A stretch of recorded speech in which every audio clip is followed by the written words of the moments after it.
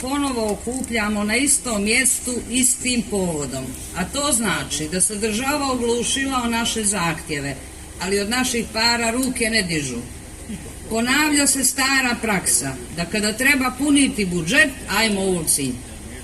Ovo poskupljenje je toliko nerealno da ne prati ni stopu inflacije, niti itko razmišlja o restoranima koji neće moći rentabilno poslovati ove godine. Od 19. godine kažu nije poskupio zakup, ali za to su podigli stopu PDV-a sa 7 na 15%, minimalnu cijenu rada sa 450 na 600 eura. Svi znamo da nam radnici ne rade ljeti za minimalac tokom sezone. Komunalne usluge tokom sezone plaćamo od 400 pa naviše eura mjesečno po restoranu. Kad poplaćamo sve dažbine, sa ovim cijenama zakupa moći ćemo samo sami da radimo bez jednog radnika, i to ako može.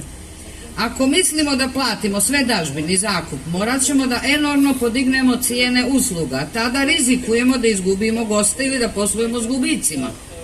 Kako gospoda iz morskog dobra i vlade misle da platimo 40 dana sezone, 60 eura metar terase i još gore 72 eura metar objekta, magacina, šanka, sala i toaleta, sve po istoj cijeni, a i to samo za sezonu. Poređenja radi, u Podgorici metar terase ugostiteljskog objekta na javnoj površini u prvoj zoni košta 14 eura po metru kvadratnom za cijelu sezonu. Sinoć je ministar ponovo javno izjavio da je povećanje zakupa samo oko 40%.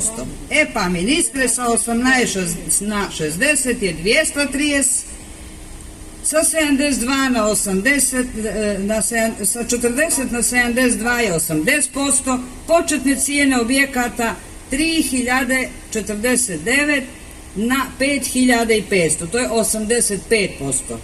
Ja ne znam gdje ste vi učili matematiku, gospodine Radunoviću. Ministarka turizma se ni ne oglašava uopšte. Kao da se ne radi o turizmu i opstanku privredne grane koja jedino u državi radi, privređuje. Shvata li ministarka da ovim nametima ne možemo biti konkurentni? Ako Ministarstvo ekonomije, Privredna komora, uvaženi profesori sa ekonomskog fakulteta i mnogi drugi ljudi iz struke misle isto kao mi, onda, ministre Radunoviću i gospodo iz morskog dobra, preispitajte svoje odluke, jer očigledno niste u pravu. Poslušajte naše zahtjeve, pozovite nas na razgovor, odgovorite na mailove, ne dozvolite da vam građani s kojima treba da sarađujete i sarađivali ste tolike godine šalju zahtjeve sa ulica. Gospodine premijeru, loše vas savjetuju. Povucite tender i cjenovnik, aneksirajte nam ugovore iz 19. i dajte opština da upravljaju svojom obalom. Gospodo iz morskog dobra, od naših para ste platili neku agenciju da izračuna povećanje cijena. Izgleda da su istu školu išli kao i ministar Radulović. Ni zone niste realno odredili. Po čemu obale rijeke Bojane mogu biti u drugoj zoni?